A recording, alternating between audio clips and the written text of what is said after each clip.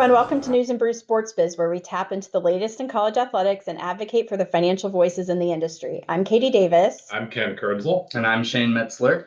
For most of you, the new fiscal year is just getting started, and we've already been hit with two major regulatory changes: the start of the revenue share era in collegiate athletics and the signing of the One Big Beautiful Bill Act. On top of that, the NCAA finally released its highly anticipated 2025 Agreed Upon Procedures Guide, which reflects more changes as they adapt their financial reporting framework in line with the House settlement. So we're going to kick things off today with the NCAA AUP guide. Shane, would you mind giving us a rundown of what some of the changes schools should be ready for?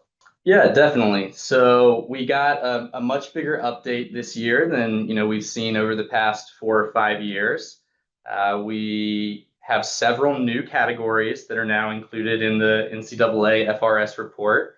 As well as a few other categories that have kind of been split with some subcategories falling underneath them to provide a bit more clarity. The first one of those is NCAA distributions in category 12 is now separated out into 12A, 12B, and 12C. 12A is kind of your general NCAA revenue distributions and grants, what you kind of historically would think of as going into category 12. But then they also now split out NCAA host revenue settlements into category 12B and NCAA postseason expense reimbursements into category 12C, really just to kind of show some clarity as, okay, well, what's a settlement, what's an expense reimbursement versus what's, your general NCAA revenue distribution. Category 13, which is conference distributions, and 13A, which is previously conference distributions of football bowl generated revenue. 13A has now been clarified to be conference distributions of any postseason play generated revenue. So it's no longer just football. It now includes postseason conference distributions from any sport. There is a new category 42, which is postseason expenses for all non-football sports. There was already category 41, which was football bowl expenses. Category 42 now covers postseason expenses for all other sports. There's also a new category, category 43, which is enhanced educational benefits, and it specifies that it's, mostly talking about Alston Awards in that category. And then there is a last new category, category 44, which is institutional NIL revenue share. Obviously, with the introduction of rev share payments and as well as schools having, institutional NIL that they're providing directly to student athletes. The NCAA separated out a new category specifically to report those payments in. And so that's really and actually one more that I almost failed to mention. There's a new subcategory for direct overhead and administrative expenses. So that was previously category 35. Now there's a category 35A underneath that. For facilities maintenance and operations, just to, again, provide some more clarity. What's direct overhead versus what's the facilities maintenance? Yeah, and I'll jump in here too, and just want to give a little bit of context behind, how the CABMA working group has been involved in this and share a little bit more about why these updates are happening and what it means for you. So, obviously the big one is the institutional NIL revenue share, category 44. And many of you are probably thinking why this seems kind of sudden and early. But I think the real reason is not every school has a fiscal year of June 30th. So while revenue share started July 1st, there are some institutions that will be paying revenue share in the 2025 fiscal year. For example, many schools in the state of Texas have an August 31st year end. So it's taking that into account. We've already gotten some questions on that. Are we supposed to break it down by sport? Does this include other NIL that maybe or may not have been paid by the institution before June 30th because it was pursuant to state legislation, or we decided to do it anyway, which was happening a lot. there's no guidance there. So I think a lot of that is subject to interpretation. And I think you also need to, for those that weren't revenue share, that you might be wondering, should I include certain expenses in this category for 2025? I think you need to think about what you were actually paying for. Were you paying for NIL directly to athletes, or were you paying for services of a third party, like your collective or marketing agency? And so thinking about that probably would go into, how you want to report that and which categories. But there's nothing that states you have to break it out by sport. So I think for this year, that's also subject to interpretation. I would anticipate that in 2026, there will probably be a lot more guidance there. Once the House settlement's up and running completely. I know the NCAA is planning on putting a formal working group together. So this CABMA one was a little more informal. They're going to be running a more formal working group, probably starting later this summer. So stay tuned for that. I would anticipate more changes coming in 2026. But, a couple of the other things, I think, one thing we heard a lot about was, the need to break out postseason, specifically on the expense side, because oftentimes, you're going over budget on team travel or on, certain expenses like that because you had a postseason that you didn't budget for. So that was a big reason for the breakout of those postseason expenses. And it pulls it out of those categories. So those categories reflect more regular season. Now, I will say it seems like the NCAA, when they actually took this recommendation and brought it in, it's specifically related to their championships, both on the revenue and expense side. So I think your conference postseason or your conference championships or tournaments would still go into those general categories like team travel or, sports equipment, uniform and supplies, game expenses, et cetera. But your NCAA championship participation will now be broken out into those new categories. Additionally, the Alston Awards thing, people are probably scratching their heads on that one. And that was something that from the time Mario Morris came into being the CFO of the NCAA, he always questioned why they chose to just put that in other operating expenses. And that's been a request coming from a lot of different entities to have a little more insight into what student athletes are receiving. So while many schools have chosen to not pay Alston to be able to maximize and have more flexibility on the revenue share, since some of that goes toward the cap, many schools are still paying it. Certainly we're paying it in 2025 fiscal year, but may continue to pay it going forward. So they wanted to have their own standalone category for that as well. But, I think in general, we saw a lot of flaws in the House settlement and the categories that were chosen to go into that average revenue cap that's being calculated. Some schools probably want that cap to be higher. Many schools probably want it to be lower. Some don't plan to even come close to the cap, so it doesn't matter. But I think one of those, that category 12 that Shane talked about, the NCAA distributions, this is a good start that I think doesn't spook any of the attorneys or anyone yet of breaking out category 12, because many of those payments aren't actual revenues. It's reimbursement of an expense or a settlement because you're a championship host. I think my hope, and I don't know anything for sure, but my hope is that they'll also continue to refine that to break out what's a grants and aid revenue distribution, because in my mind, it's a sort of a tax on what you're already paying the athletes. So I think I could foresee that category continuing to be refined more and more over the coming years as the House settlement goes into full swing. Definitely a lot of welcome changes here. And as you said, Katie, it seems like, if anything, the House settlement has accelerated the need for greater clarity in the reporting and getting a little more definition on some things to just better understand how institutions are both raising money as well as spending it. So it's good. Now, let's switch gears to the one big, beautiful bill. Katie, can you break down some of what this legislation means for colleges and universities? Yeah, so On July 4th, the president signed the One Big Beautiful Bill Act. And of course, that's been something that's been looked at for the last couple of months. And we've been giving some updates as it's gone through the House and the Senate. One piece of good news is that it ended up, one of the big things impacting college athletics ended up getting scrapped, which was the potential for unrelated business income on royalties. So that's a win.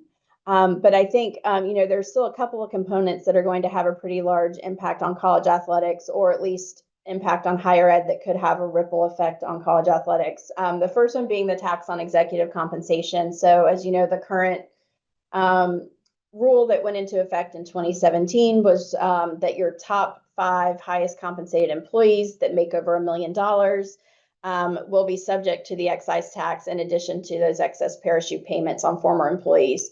The rule is changing effective for tax years starting in 2026 to include all employees. So not just your top 5 that make over $1 million. So institutions that have, they have maybe medical centers and, highly paid researchers and highly paid president. And then you have all of your athletics department, highly paid people that could really grow that tax pretty significantly if you're picking them all up instead of those top 5. One thing that didn't get cut, so back in 2017, when they did the last tax reform that kind of put this tax into play, as they were talking about it, they called it the Nick Saban rule, but then ironically, they had a drafting error that created a loophole for public institutions like Alabama and others that may not be paying that excise tax. And so I know a lot of public institutions have chosen the conservative route and decided to pay it, where others determined it didn't apply to them. So I would say, as you're continuing to look at this, if you are a public institution that has been paying the excise tax, you may want to revisit that loophole because it's still there, to see if you can fit inside it. And I think, really thinking ahead, probably getting ahead of the fact that athletes are going to become employees down the road, probably before this tax bill sunsets. So I would say, taking a look at what that means if you have athletes that are also making over $1 million that become employees and would also be subject to that tax, and making those determinations and changes before that happens would probably be better for your reputation if it hits the news. But know that there's still that disparity between public and private universities because it is still applicable for private universities. So it's unfortunate because it's a pretty large tax bill on top of what you're already paying. And of course, it's paid by the university, not by the employee. So keep that in mind as you're planning for that. Another piece that may not have as big of an impact on college athletics is the endowment tax. So there's been an endowment tax on private universities endowments, and now it's changing to create more of a tiered rate structure based on what they call student adjusted endowment size. So basically it's like your endowment size over the number of students. And those tiers have rates that range from 1.4% to 8%. When I looked at some of the larger private schools that, originally they were carving out religious institutions. So when I was first analyzing this, I wasn't considering them. Now they have included religious institutions will still be subject to this. But one thing I was looking at was sort of some of the larger private schools with large endowments and small student body sizes that also have a pretty large athletic program, and seeing how big of an impact that would have on those. And there weren't too many. I think, an institution like Stanford's probably going to be hit hard. Now that those religious institutions are being pulled in, I think there's going to be more that could be potentially impacted negatively by this. But just know that if you have if you're an institution that relies a lot on your endowments and you're private, but you rely on those endowments for covering athletics operations or scholarships or anything like that, there's a potential for these foundations to start reducing some of the spend rate, because now they're going to see this pretty large tax increase related to that.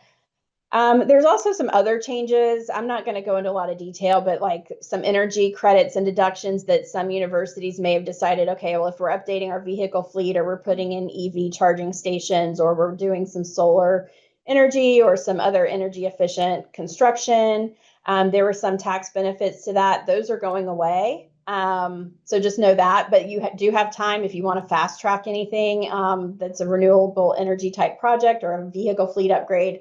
And the university wants to lock in some tax savings, it might be a good idea to get ahead of those changes. And then, some other smaller items, the 1099 reporting threshold is going to increase up to $2,000, and that's going to index for inflation each year. There's also, potential W-2 reporting changes for tips and overtime pay. If you have any hourly employees that are being paid overtime, there's going to have to be that reporting on the W-2 because of those new tax laws making it not taxable for the employees. And then there's also some changes related to charitable giving. So from the advancement standpoint, and there's changes related to the charitable deductions, to some of the estate and gift tax exemptions. And then there's also, some other interesting tax planning timing related to state and local tax deductions and the timing of the dates of that related to the timing and the dates of some of these other changes, that there might be some good windows where you can tap into some of that. And Ken, I don't know if you want to talk a little bit more about that piece since you're so plugged into the foundation side of things. So yes, the One Big Beautiful Bill has some wins and some losses with respect to how charitable giving and advancement officers might look at this. One of the positive impacts is the expansion of how much a person who is not itemizing deductions can take in the way of charitable giving. There's a expanded deduction there, so development officers can use that again as a incentive to try to get people to give, maybe especially people that are starting their journey of supporting their department or university. One of the negatives, though, is that there is now a threshold floor, a 0.5% of AGI that is applied before charitable giving becomes deductible for those that are itemizing. So that's a negative for some of the larger dollar donors that have large adjusted gross incomes. So a slight negative there. But one thing that you were alluding to and pointed out to me the other day that I thought was interesting was the expansion of the SALT deduction, the state and local taxes, which went from a $10,000 cap previously to a $40,000 cap now. That goes into effect immediately in 2025, which basically is going to mean that more people, especially in those higher tax states, are going to be itemizing now because they're gonna get above that threshold for itemizing versus the standard deduction. So in those cases, it's going to be an opportunity because of the fact that floor on the giving doesn't hit until 2026, I believe. That you have an opportunity here in 2025 to make the case for charitable giving, advancing that charitable giving, because more of it could become deductible in the itemized deductions. Again, as people kind of kick into that itemized area with state and local taxes. So definitely development officers need to understand the law well, understand the changes from it so that they can use it as an opportunity to try to promote a little bit more giving to their institutions. Yeah, and I think even on the estate and gift tax exemption, they're increasing that as well. And so I think that gives, it's kind of a double-edged sword there because it gives families more incentive to pass their wealth directly to their heirs without getting a tax penalty for that, which means they're less incentivized to make charitable gifts purely to avoid estate taxes. And this would be after 2025, but that exemption drops back down. And so if, as you're getting to the end of 2027, some of those donors may want to lock in some of those large lifetime gifts before that sunsets and goes back to those pre-2017 amounts. So it's very complicated. What we always say is institutions should not give tax advice, and you should remind donors to seek their own tax and legal advice, but know that there's some changes that could be good carrots to dangle in front of donors for getting, especially getting some new donors started on some of their annual giving, as well as planning for some of those major gifts. Good discussion. Yeah, and it's complicated, as is the answer on a lot of these items. So, shifting gears again to wrap up our hot topics, I thought each one of us would share one last insight that stood out to us coming out of the NACTA and CABMA conventions, especially as the House settlement has gone live. So I'm going to kick us off. And I'm going to share something that might seem a little random, but it's something that concerns me and not a lot of people are talking about. So I was on a NIL House settlement panel with an immigration attorney, and there was a lot of discussion around the impacts of the House settlement and revenue share on international student athletes. And so it's not just very cut and dry with their current student visa and if they can get it. And when one of the things she pointed out was, if you call something one thing for tax reporting, that doesn't mean that it's that same definition for immigration purposes. And so rev share is not a royalty from that purpose, so it's not passive. So no matter what it is that they're getting, that could jeopardize their visa status, and it could be really bad. And so she did give some examples of how you could apply for different types of visas that aren't student visas that could still be friendly for athletes. And you can even convert those existing F1s to these other types of visas. I'm not going to give a lot of immigration law advice on this podcast because I'm certainly out of my realm in that area, but I would just say consult with an attorney that's knowledgeable about immigration law specifically before you start paying and entering into a bunch of contracts with your international student athletes. And that's something that not many people are talking about.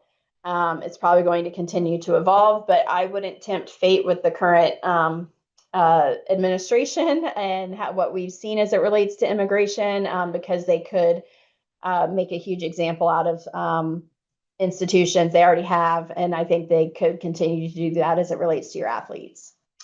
Yeah, I don't think it can be said loudly enough that if you have international athletes and you're looking at rev share, consult an attorney, an immigration attorney, because it is a potentially very dangerous area. So Shane, what's your hot topic?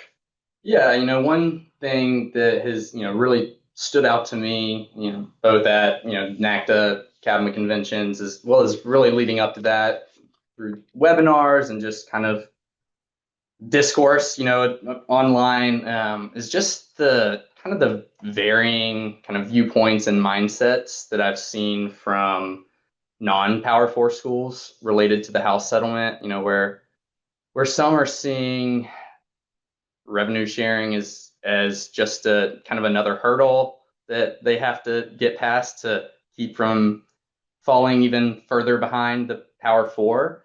Others are kind of having the mindset that it's a kind of a once in a lifetime opportunity for them to invest in their department and to close the gap. I think I've seen that some of these smaller schools are going to their institution and educating them on the value that athletics can have as far as visibility for the university, and brand recognition, and having the mindset that heavily investing in the athletic department now can really pay dividends, obviously from an athletic program standpoint, but also from an institutional standpoint moving forward. And that if you're going to do it, now's the time to go all in. And so it's been interesting to see that kind of varying viewpoint, and just really the creativity and kind of courage that I'm seeing from some of these non-Power 4 schools that are hitting the ground running and doing what they can to build a competitive advantage in any way that they can. Especially on some of these like basketball centric schools. I mean, I think that's a real opportunity of looking at who's around you in your market. And many of those institutions, especially, I mean, maybe not in the Northeast or out on the West Coast, but like elsewhere. For example, in the state of Florida, it would be a great example. There's a lot of large football programs in the state of Florida, but there are many athletic programs that don't have football as well. So how can you differentiate yourself and really go all in on basketball and make that name for yourself, and get that brand recognition out there? I mean, I think that's a huge opportunity, and I see this spectrum of fear-based opportunities versus, truly optimistic seizing the opportunities. And I think a lot of the strategies are fear-based because you don't want to be left behind in the next round of realignment or consolidation or whatever happens in the future, but you don't want to be left behind versus these other institutions that just they accept that they're behind and they're okay with that, but how can they be the best version of themselves? Well, my big item really builds on that same idea. I was fortunate enough to moderate a panel that included my partner Katie here, as well as Mario Morris and Jamie Pollard from Iowa State, the athletic director. And I thought that Jamie did a really good job during that panel talking a little bit about really the need for institutions, for athletic departments to better communicate to their institution just what they bring in the form of marketing and brand engagement. Again, looking at, if you just imagine today and that you didn't have athletics on a campus for a particular university, what would you need to spend as a university to get equivalent brand recognition and marketing for institution that really comes from athletics? So, in addition to the many, many benefits that an athletic department brings to a campus in the way of student development and just the culture on the campus, really being honest about, hey, this is the major brand and marketing activity for most universities. It is really what gets them out there and known. And, we've got, there's great examples from clients that we work with. Like I'll pull out an FAU. It was probably one of the best examples. Their recent success in basketball, the Final Four, the Cinderella run that they had, we saw what that looked like after that, in the way of, looking at the brand, the value that brought them in brand recognition, and then what that translated into in the way of number of applications, and most notably out-of-state applications that they received as a result of that. So definitely, I think institutions, athletic departments can really hone in on that being just one more area to make a big point of as they look for increased institutional support to survive in this new era. So. Yeah, and I think, telling your financial story is something we talk about a lot, and it's really important to continue doing that and continue educating all the stakeholders around what athletics brings to the table. Absolutely. So it wouldn't be a news and brews without the brews part. So what is everyone drinking today? Katie, what are you enjoying?